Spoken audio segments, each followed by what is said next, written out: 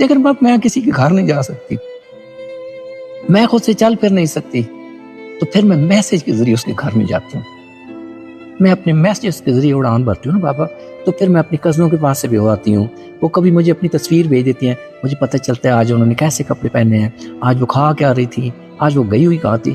لیکن بابا میں کہیں جا نہیں سکتی نا، تو پھر میں ان کی تصویروں کے ساتھ سیر کرتی ہوں. تو مجھے اس دوست کی بات سن کے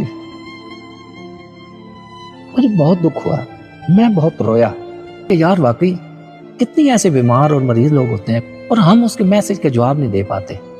ٹھیک ہے، لوگ سینکڑوں آپ کو روزانہ میسج کرتے ہیں، مجھے بھی آتے ہیں گڈ مارننگ کے ہیپی سنڈے سم تھنگ، لیکن جب آپ کو پتا ہونا کہ ایک بندے کی طبیعت ٹھیک نہیں ہے، کوئی بیمار ہے، تو پھر اسے جواب ضرور دیا کریں. آپ خالی واٹس ایپ میں ایک اچھا سا میسج کر کے، کوئی بیٹی ہے، کوئی بھانجی ہے، بھتیجی ہے، آپ اس کو لکھ لیتے ہیں کہ میرا پیارا بیٹا، میری شہزادی آج تو بہت پیاری لگ رہی ہے تصویر میں، وہ خوش ہو جاتی ہے. آپ کے کوئی بزرگ بندہ ہے، آپ اس کو لکھتے ہیں جی آج تو آپ بہت پیارے لگ رہے ہیں جی، ماشاءاللہ بہت صحت مند لگ رہے ہیں.